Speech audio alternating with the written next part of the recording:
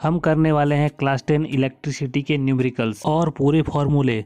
Numericals ऐसे जो पूरे इलेक्ट्रिसिटी को निचोड़ कर रख दे। वीडियो थोड़ा लंबा हो सकता है पर तुम पूरा देखना। मैं गारंटी के साथ कहता हूँ एग्जाम्स में इससे बाहर कोई क्वेश्चंस नहीं आएंगे। आओ फिर देखते हैं। तो इस क्वेश्चन में हमें टोटल रेजिस्टेंस फाइंड करना है, हाईएस्ट एक बार फाइंड करना है, एक बार लोएस्ट फाइंड करना है। अपने को ये रेजिस्टेंस दिया गया है।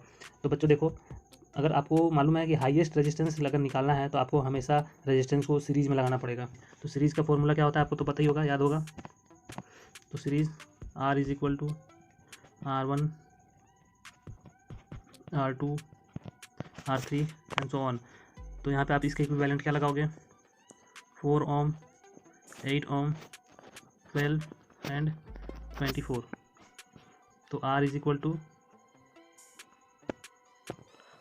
टू इनको ऐड करोगे तो 48 ओम हो जाएगा। इसका आंसर कितना हो जाएगा, 48 ओम। उसी तरह से B का निकालना होगा तो हमें क्या करना पड़ेगा, लोवेस्ट रेजिस्टेंस के लिए हमें क्या करना पड़ेगा, लोवेस्ट रेजिस्टेंस के लिए हमें निकालना पड़ेगा 1/R इज इक्वल टू, इसे हमें से पैरेलल में लगाना पड़ता है। इसका फॉर्मूला क्या होता है, 1/R1 R2 और 1/R3 एंड सो ऑन। तो इसकी वैल्यू पुट करोगे आप, क्या हो जाएगी, 1/4 प्लस 1/8 प्लस 1/12 प्लस 1/24। तो 1/R1 इज इक्वल टू, नीचे एलसीएम कितना हो जाएगा 24, और ऊपर जब आप सबको सॉल्व करोगे एलसीएम लेके तो 12 आ जाएगा। तो इसको इससे अगर डिवाइड करोगे तो 2R में कट जाएगा। तो आपका आंसर क्या हो जाएगा, R इज इक्वल टू 2 ओम। मुझे लगता है काफ़ी अच्छे से समझ में आ गया आप लोगों को। चलिए नेक्स्ट बच्चों, ये क्वेश्चन नंबर 2, जिसमें क्या है आपको फाइंड करना है, an electric motor takes 5 ampere from 220 volt line, determine the power of motor and the energy consumption in 2 hours. तो इसमें क्या क्या आपको गिवन है, आपको वोल्ट मालूम है और आपको एम्पियर पता है, करंट पता है, ठीक है। तो आपको निकालना है पावर और एनर्जी। तो पावर का सबसे पहला फॉर्मूला तो आपको बता देता हूँ, आपको भी पता ही होगा, P is equal to W/T पढ़े हो, ठीक है, एक ये पढ़े हो। दूसरा क्या पढ़े हो, P is equal to VI, ये भी पढ़े हैं ना हम लोग, कह दो भाई पढ़े हो, ठीक है। और क्या पढ़े हो, अपने को तो इसी फार्मूला से काम हो जाएगा, अपना काम तो इसी फार्मूला से चलने वाला है, लेकिन आगे और भी फार्मूला बता देता हूँ। और क्या होता है, P is equal to V²/R, ये भी एक फार्मूला होता है। और भी होते हैं, P is equal to RI², ये फार्मूला होते हैं। तो चलिए देखते हैं। तो अपने को दिया हुआ गिवन क्या है, वोल्ट और एम्पियर, तो पावर निकल जाएगा। तो P is equal to V की वैल्यू कितनी है, V की वैल्यू कितनी है 220 इंटू I कितना है 5 एम्पियर। तो आपका पावर कितना आ गया, पावर इज इक्वल टू 1100 वाट, ठीक है। अब आपको एनर्जी कंजम्पशन निकालना है, एनर्जी कंजम्पशन निकालना है। तो एनर्जी का मैं फॉर्मूला बता देता हूँ क्या होता है,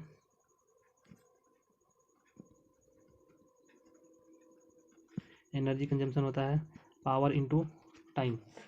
तो आप बताओ पावर कितनी है यहाँ पे,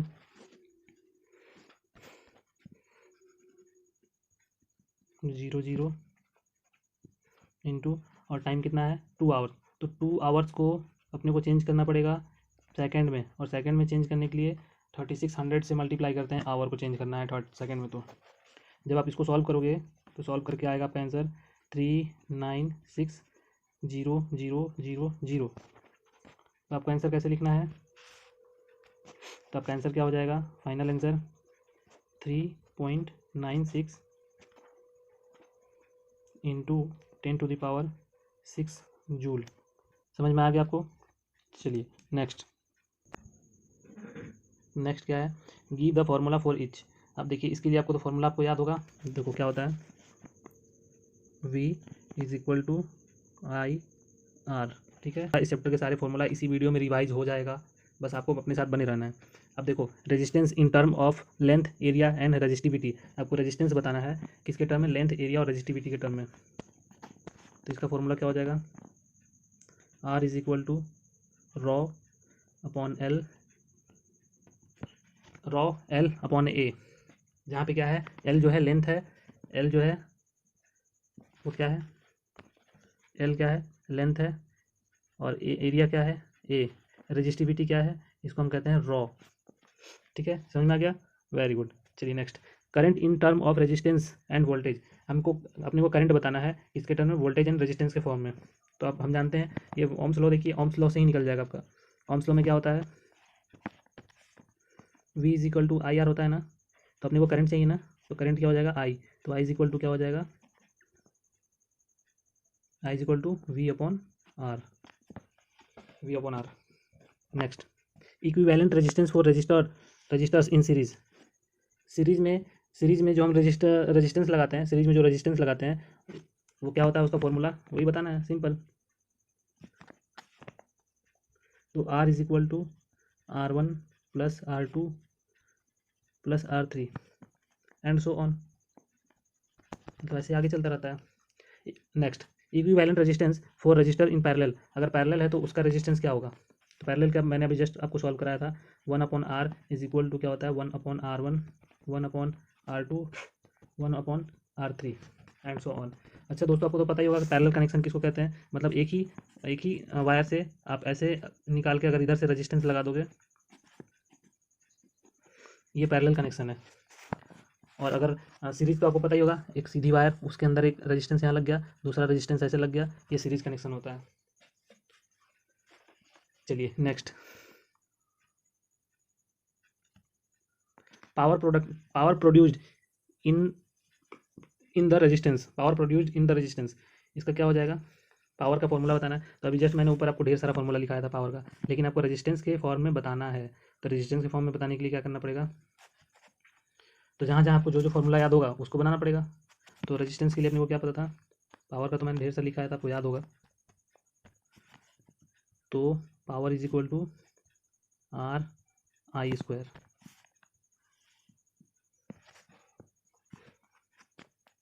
समझ में आ रहा ना दोस्तों, चलो नेक्स्ट करते हैं।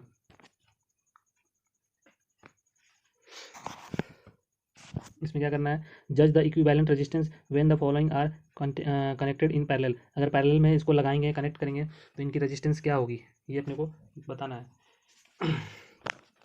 कुछ नहीं, सिंपल सा फॉर्मूला है। ए का क्या हो जाएगा, ए के लिए क्या करेंगे, 1/R is equal to 1/1 plus 1/10, अच्छा 10⁶ है, सॉरी 10⁶, एक मिनट, 10⁶। तो हम इसका एलसीएम लेंगे, इसका एलसीएम लेंगे तो क्या हो जाएगा, 10⁶, और इधर क्या हो जाएगा 10⁶ प्लस 1, तो 1/R1, 1/R is equal to, अगर 10⁶ और 1 को आप क्या करोगे, कैसे लिख सकते हो, 1 का पावर 1, 0 0 0 0 0 0 प्लस 1/10⁶, यानी आपका R इज इक्वल टू क्या निकल जाएगा, जब आप इसको सॉल्व करोगे ना, तो 10⁶ ऊपर चला जाएगा और बाकी सारे टर्म्स नीचे आ जाएंगे, 1 0 0 0 0 0 एंड 1। जब आप इसको डिवाइड करोगे ना, तो R इज इक्वल टू आ जाएगा, R इज इक्वल टू आ जाएगा 0.9 ओम। चलिए बी देखते हैं दोस्तों, वीडियो अच्छा लग रहा हो तो एक लाइक ज़रूर कर देना दोस्तों। चलिए बी देखते हैं, बी में क्या करना है, इसको भी वही लिखना है, 1/R is equal to 1/1, 1/10⁶ and 1/10⁶। जब हम इसको सॉल्व करेंगे, 1/R इज इक्वल टू क्या हो जाएगा, एलसीएम लेंगे नीचे 10⁶, फिर यहाँ हो जाएगा 10⁶, फिर यहाँ पे हो जाएगा 10 का पावर, यहाँ पे पावर हो जाएगा, जब आप इसको डिवाइड करोगे, हाँ तो 10⁻³ और यहाँ पे हो जाएगा 1। जब आप इसको सॉल्व करोगे दोस्तों, तो R इज इक्वल टू क्या हो जाएगा, 10⁶ ऊपर चला जाएगा और बाकी सारे के सारे नीचे आ जाएंगे, 10⁶। अगर आपको ये सॉल्व नहीं करना है ना, तो आप इसका आंसर यहाँ पे भी छोड़ सकते हो, मार्क्स आपको मिल जाएंगे। तो इसका लगभग आप सॉल्व करोगे तो 9 ओम, सेम, दोनों का आंसर लगभग सेम है, ठीक है। चलो next, R is directly proportional to length upon area ये तो है। और जब ये आपको पता है कि जब प्रोपोर्शन की साइन हटाते हो तो एक अपने को कांस्टेंट देना पड़ता है जो कि रॉ है, और रॉ इंटू एल अपॉन ए। तो जब यहाँ रजिस्टिविटी की फॉर्मूला पूछी जा रही है तो यही तो है रजिस्टिविटी। रजिस्टिविटी कहते हैं किसको है, यही तो है रजिस्टिविटी, यही है ना। तो यहाँ से क्या हो जाएगा, आप जब यहाँ से निकालोगे तो रॉ इज इक्वल टू हो जाता है आर ए अपॉन एल, ठीक है। ये रजिस्टिविटी का फॉर्मूला क्या हो जाएगा, आर ए अपॉन एल, ये रजिस्टिविटी का फॉर्मूला। और इसका एसआई यूनिट क्या होता है, इसका एसआई यूनिट इसका एसआई यूनिट होता है ओम मीटर, ठीक है। चलो आगे, अपने को कैलकुलेट करना है, कैलकुलेट द रजिस्टिविटी।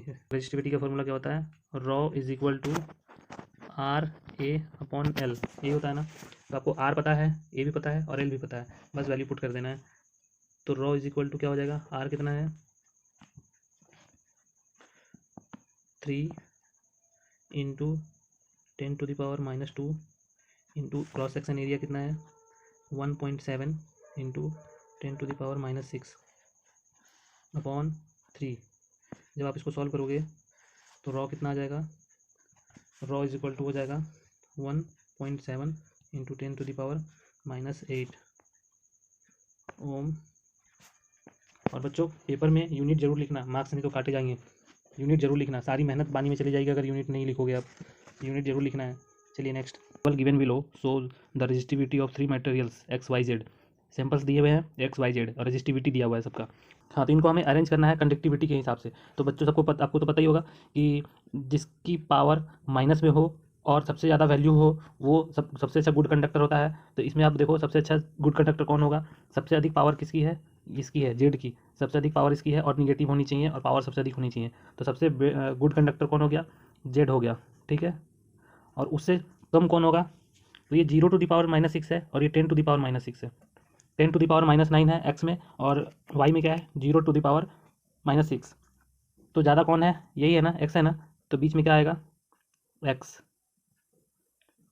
और लास्ट में क्या आएगा वाई। इसका आंसर क्या हो जाएगा Y X Z, Y is less than X, X is less than Z. किस रिस्पेक्ट में, कंडक्टिविटी के हिसाब से, ठीक है। आगे देखो क्या है, which of these is best conductor. तो सबसे बेस्ट कंडक्टर कौन होगा, तो सबसे बेस्ट कंडक्टर हो जाएगा जेड, क्योंकि इसकी माइनस में पावर है और इसकी वैल्यू भी सबसे अधिक है।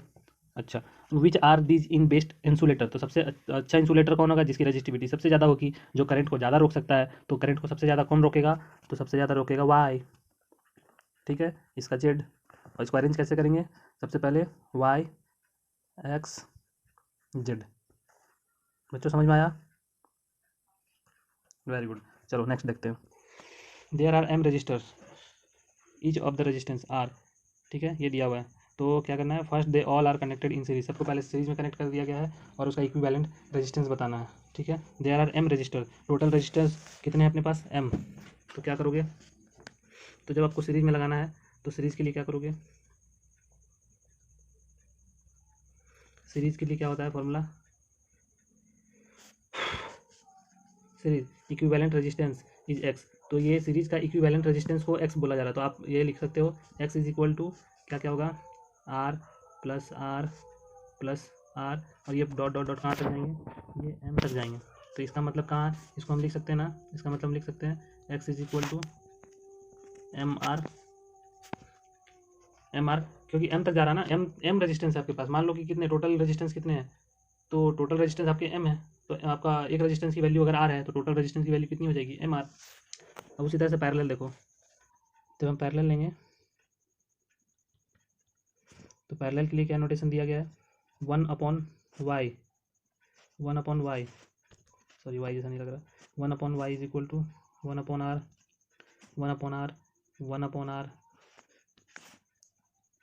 एंड डॉट डॉट, ये कहाँ तक जाएगा, तो m तक, m है तो m तक जाएगा, तो m/r। तो जब आप इसको सॉल्व करोगे तो y इज इक्वल टू हो जाएगा r/m। तो अपने को क्या निकालना है, अपने को रेशियो निकालना है ना। इसकी अपने को रेशियो निकालनी है एक्स और वाई की। तो एक्स और वाई की रेशियो क्या हो जाएगी, M R ratio R M, R से आर कैंसिल, तो आपकी रेशियो फाइनल रेशियो क्या हो गई, एम स्क्वायर और 1।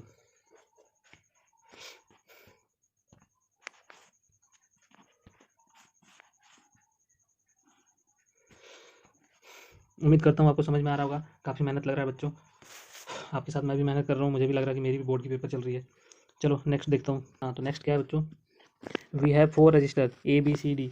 अपने को 4 रजिस्टर दिए हैं ए बी सी डी, जिसके रजिस्टेंस है 8, 4, 8, 12 एंड 24। ठीक है। अब lowest resistance which can be obtain the combining these 4 resistors. तो इनको कंबाइंड करके हमको सबसे लोवेस्ट रेजिस्टेंस निकालना है। तो लोवेस्ट निकालने के लिए तो पैरेलल में ही लगाना पड़ेगा ना। तो लोवेस्ट रेजिस्टेंस लगाने के लिए हमको तो पता है हमें क्या करना पड़ेगा, पैरेलल में लगाना पड़ेगा। तो पैरेलल में लगाने के लिए क्या होगा, 1/r इज इक्वल टू, मैं डायरेक्ट लिखूँ 1/4 प्लस 1/8 प्लस 1/12 एंड 1/24। जब इसको आप एलसीएम लोगे कितना हो जाएगा 24, और ऊपर में जब सॉल्व करोगे तो 4 6 जा 24, 8 3 जा 2 और 1। तो r इज इक्वल टू कितना हो जाएगा 24/9 और 12। तो r इज इक्वल टू 2 ओम। सबसे लोएस्ट रेजिस्टेंस तो मेरे ख्याल से यही है, बाकी कुछ गलती हो तो बता देना कमेंट में। चलो नेक्स्ट।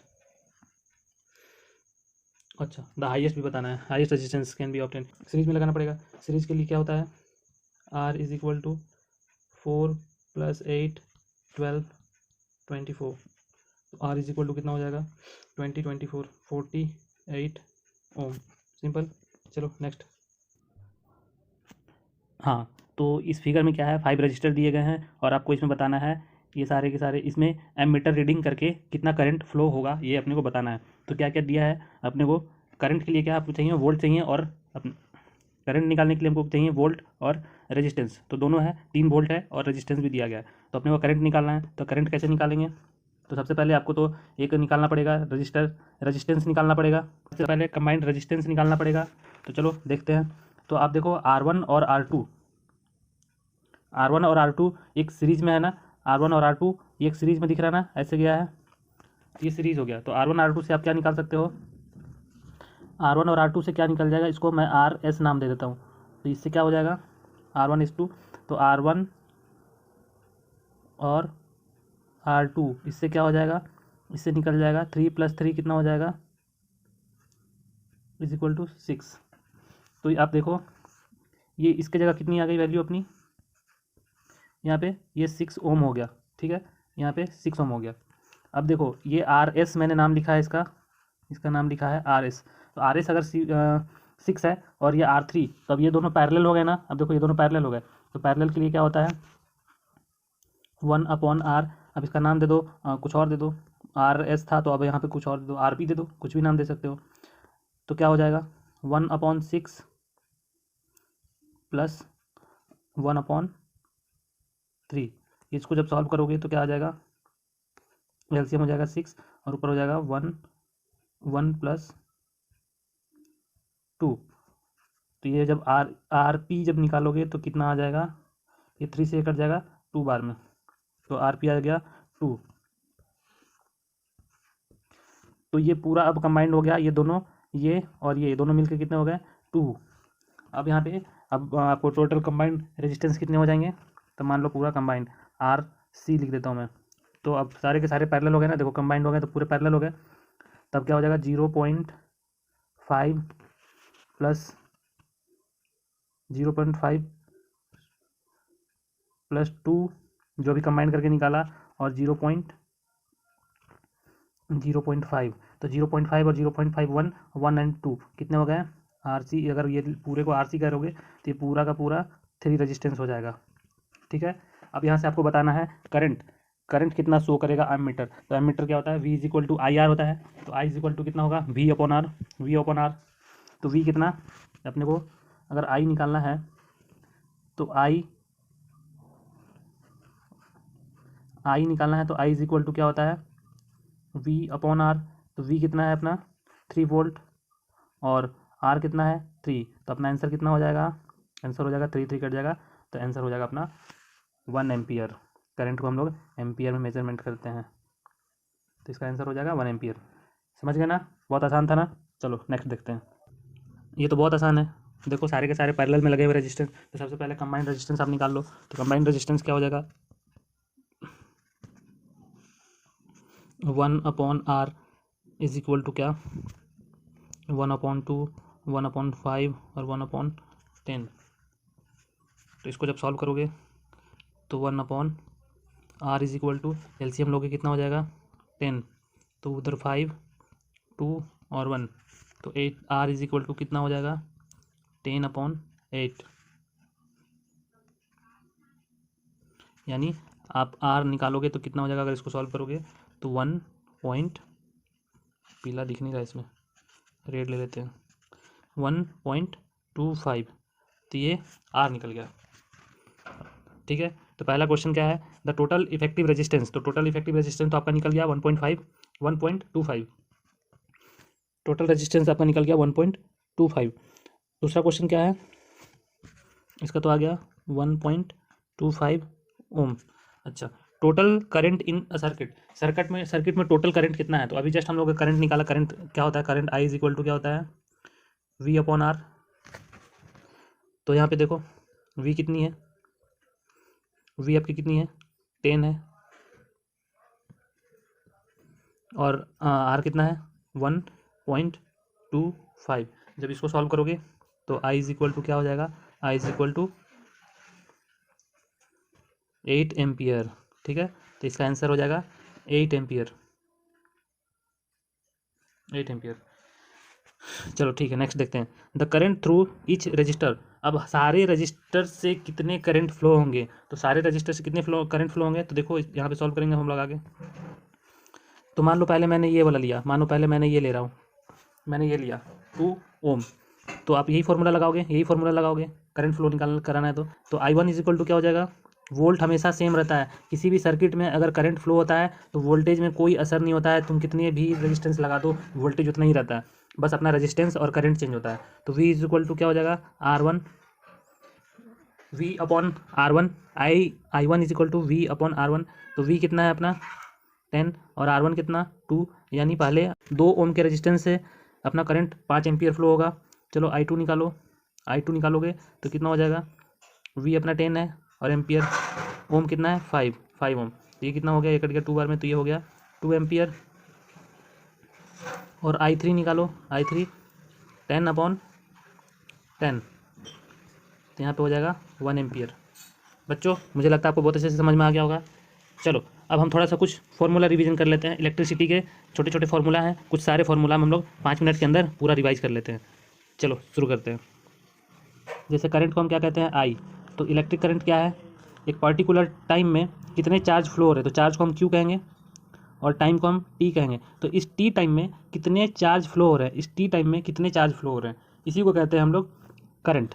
तो करंट का current is equal to Q upon T, यानी कि एक पर्टिकुलर टाइम पे कितने चार्ज फ्लो हो रहे हैं। ठीक है, तो करंट का सबसे पहला फॉर्मूला क्या हो गया, हाँ I is equal to Q T. चलो नेक्स्ट, इलेक्ट्रिक पोटेंशियल डिफरेंस। ठीक है, तो पोटेंशियल डिफरेंस क्या है, मान लो तुम्हें भी एक रोटी दी गई और तुम्हारी सिस्टर को भी एक रोटी दी गई, तो तुम्हारी सिस्टर एक रोटी में कितना काम कर सकती है और तुम एक रोटी में कितना काम कर सकते हो, इसी को कहते हैं पोटेंशियल डिफरेंस। पोटेंशियल डिफरेंस और कुछ नहीं है, V is equal to work done upon Q. इसका मतलब जो काम होगा वो काम क्यू चार्जेस में वो कितना काम कर सकता है, क्यू चार्जेस, यहाँ क्यू को समझ लो रोटी, और वर्क मतलब वही काम जो मम्मी ने बोला आपको, V is equal to work done per unit charge. ठीक है, इसी को कहते हैं पोटेंशियल डिफरेंस। चलो नेक्स्ट, हाँ अब थोड़ा सर्किट डायग्राम देख लेते हैं। सर्किट डायग्राम तो पता ही होगा, मैं थोड़ा सा एक ऐसी रफली बना देता हूँ नीचे। सर्किट डायग्राम कैसा होता है, ऐसा सर्किट डायग्राम ऐसा रहेगा, ऐसा यहाँ पे एक बल्ब लगा दोगे ऐसा, ठीक है, और यहाँ से एक मीटर लगा दोगे जिसके अंदर ए लिखा रहेगा, और बड़ा जो दिखता है लाइन वो प्लस होता है और छोटी वाली लाइन को माइनस करते हैं। और करंट हम लोग डायग्राम में करंट को दिखाते हैं प्लस से माइनस की ओर। ठीक है बच्चों, अगर डायग्राम आए तो हमेशा डायग्राम बनाने टाइम ये जो बड़ी लाइन तुम्हें दिख रही है ना, ये वाली बड़ी लाइन, ये जो बड़ी लाइन दिख रही है ना, इस बड़ी लाइन को पॉजिटिव टर्मिनल कहना है और छोटी लाइन को माइनस कहना है, माइनस टर्मिनल। ठीक है, तो और उसके बाद करंट जो होता है, करंट किस डायरेक्शन में फ्लो दिखाना है आपको। एक्चुअली में करंट फ्लो होता है माइनस टू प्लस, लेकिन आपको डायग्राम में दिखाना है plus two minus, conventional current. ठीक है, इसके बारे में पूरा डिटेल में आप लोग पढ़े होंगे, आप लोगों को पता होगा। तो डायग्राम में आपको करंट हमेशा प्लस से माइनस की ओर दिखाना है। और जो एमीटर आप लगा रहे हो, एमीटर हमेशा जैसे बल्ब के बाद आप आखिरी में पूरा करंट फ्लो होने के बाद, बल्ब से गुजरने के बाद कितना बल्ब से करंट गुजरा उसको मेज़र करना है। तो इसलिए आपको बल्ब के बाद ही एमीटर लगाना है। आप एमीटर इधर मत लगाना, इधर मत लगाना, इधर मत लगाना। एमीटर आपको पर्पस होना चाहिए बल्ब से कितना करंट फ्लो हुआ, बल्ब से कितना करंट गुजरा। तो आप बल्ब से जब करंट गुजारोगे तो यहाँ से ऐसे जाएगा,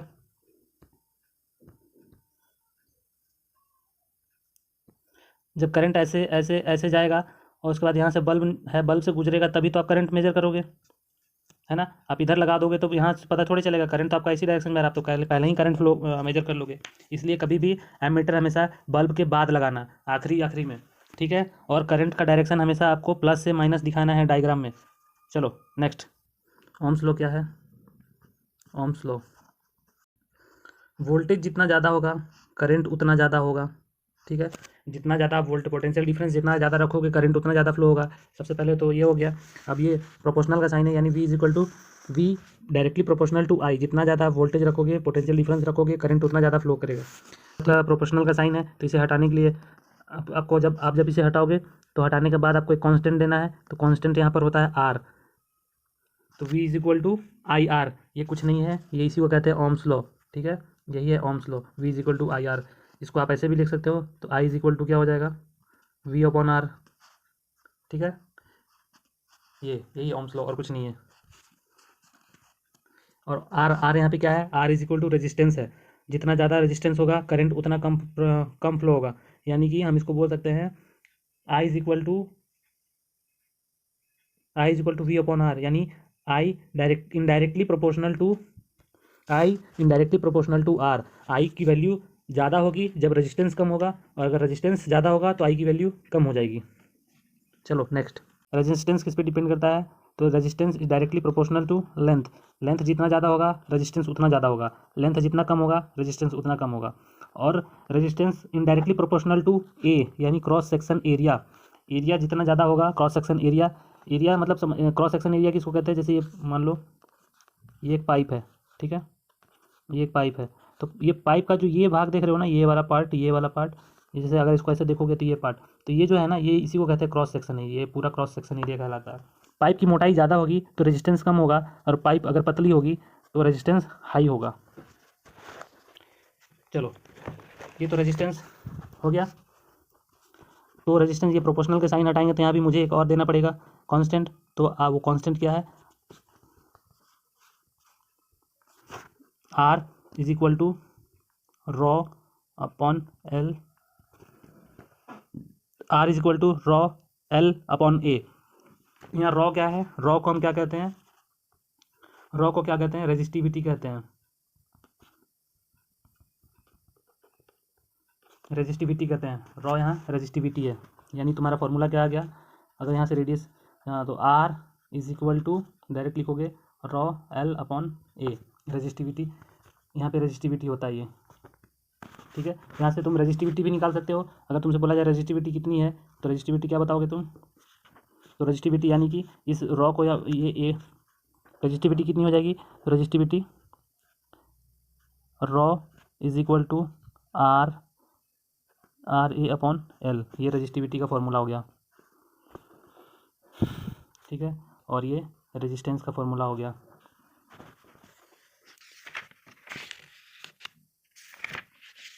हीट की फॉर्मूला मैं डायरेक्ट लिख देता हूँ, H is equal to H is equal to I square R into T। ये हीट है। ठीक है, हीट का फॉर्मूला। उसके बाद पावर, पावर का फॉर्मूला क्या होता है, P is equal to V I। पहला फॉर्मूला ये है, V is equal to P is equal to V I, पहला फॉर्मूला। दूसरा एक और होता है, P is equal to W upon T, ये दूसरा फॉर्मूला। और भी है, P is equal to V square upon R, P is equal to V square upon R. मैं यहाँ पे डिराइव नहीं कर रहा हूँ फॉर्मूला। और पावर को हमेशा क्या वॉट में मेजर करना है। इसका ऐसा यूनिट, पावर का ऐसा यूनिट क्या होता है, वॉट होता है। वीडियो बनाने में बहुत मेहनत किया है बच्चों। अगर वीडियो अच्छा लगा हो तो एक लाइक ज़रूर करना।